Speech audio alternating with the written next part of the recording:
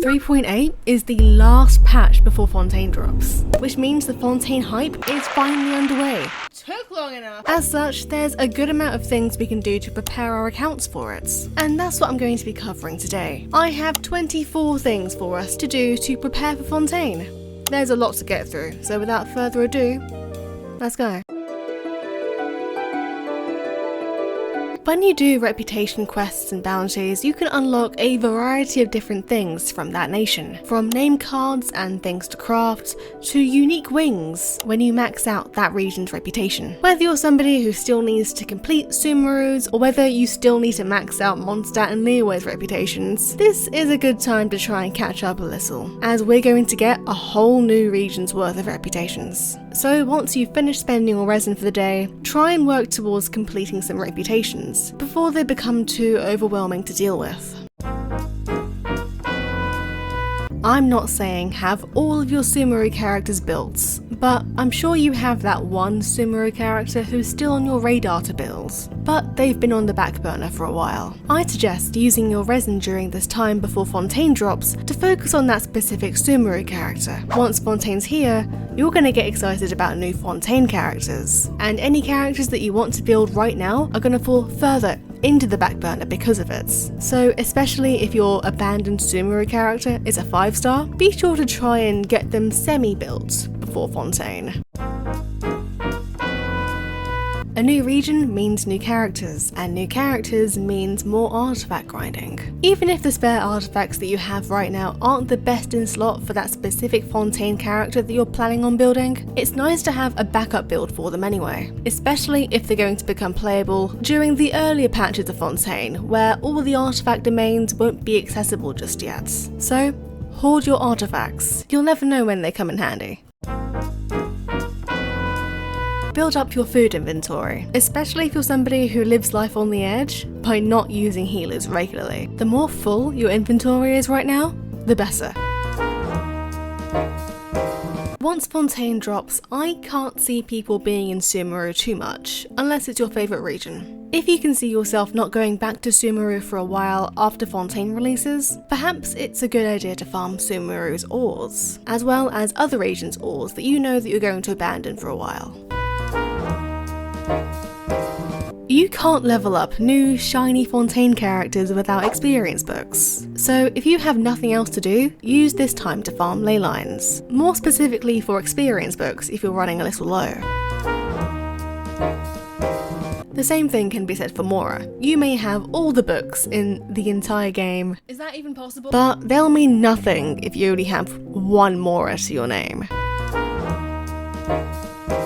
If you've been skipping the latest banners, I hope you've managed to save some Primogems. If not, it's still not too late to save a bit before new Fontaine characters start to come out. You have about 6 weeks to do dailies, Spiral Abyss, events, and exploration to save up your Primogems. If you want to save up for someone but you're not too sure who to go for, I'll give you a suggestion, and save up for the Hydro Archon. Archons are always a game changer in Genshin, so if anyone is going to be worth the investment, it's definitely going to be an Archon.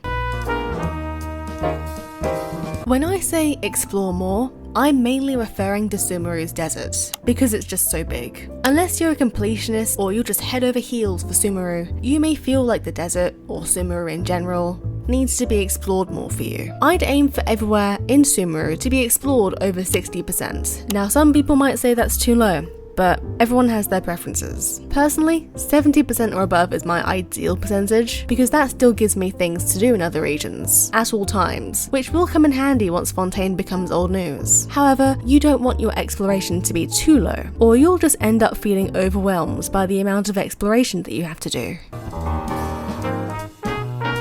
Before Fontaine drops, you're going to want to spend this time with the Archon Quest if you haven't caught up with it already. The hype for a new region can be heightened even more if you're caught up on the Archon Quest, because you'll be able to play that new Archon Quest straight away.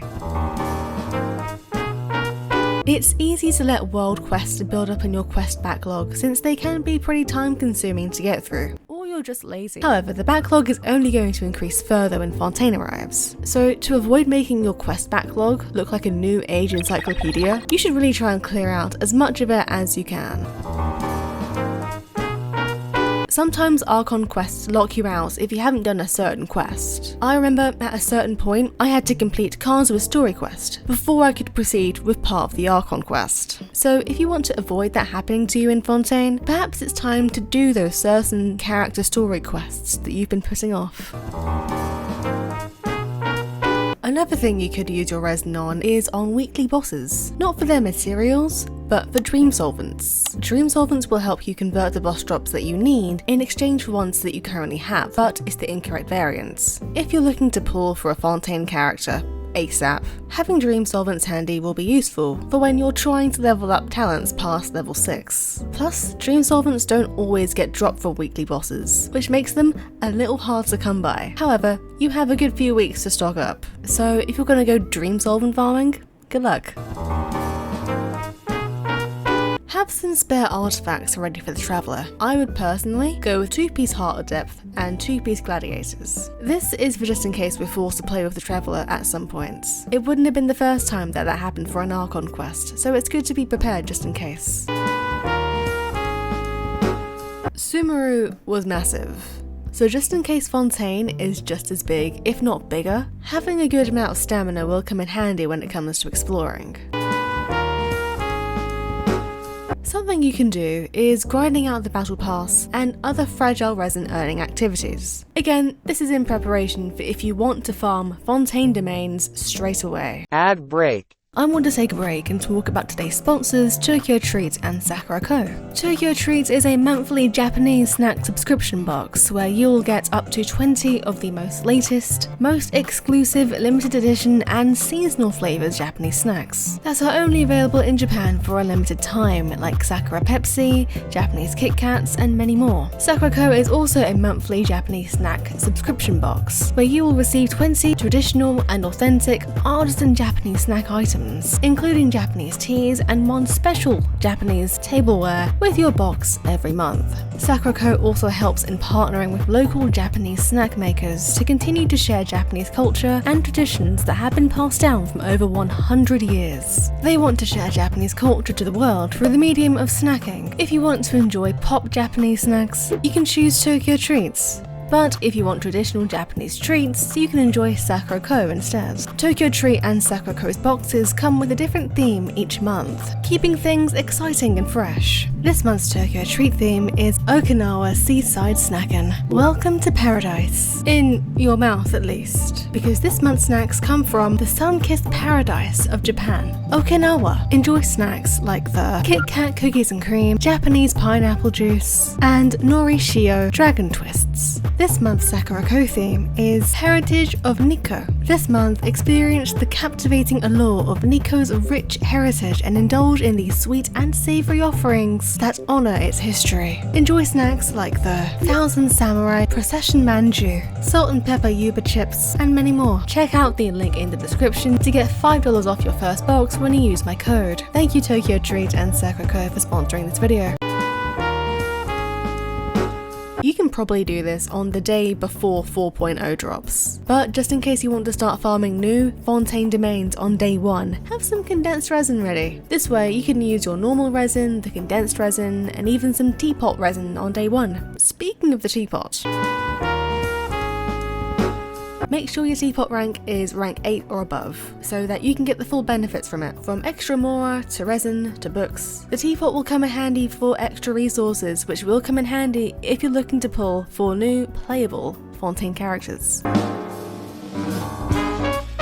Save up your realm currency by popping into the Teapot whenever you log in. It's like passive income. It'll build up, and then at the start of every week, you'll be able to buy a ton of stuff. Now imagine piling that on for 6 weeks. You'll have a nice lump sum for new characters. 4.0 is going to be a major Genshin update, obviously. So you have the next few weeks or so to figure out how exactly you're going to play Genshin going forward, especially if you're a mobile player. Crystal cores are used to create items like potions and condensed resin. It's always nice to have a big full inventory when a new region drops, so that you can have everything you could possibly need. So if you're lacking in crystal cores, it's butterfly fishing time.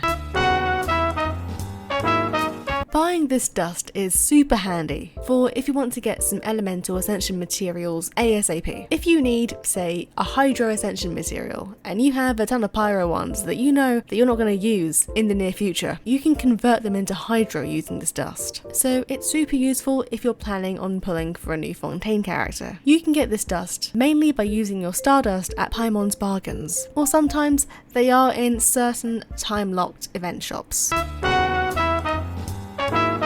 It's easy to get sucked into the world of character building and forgetting about weapons. So a good place to be in, especially if you're somebody who forgets to level up weapons, is to stock up on Mystic Enhancement ores. You can get these in a lot of ways. Battle Pass, chests, Paimon's Bargains, the Teapot shop, there's a lot of ways.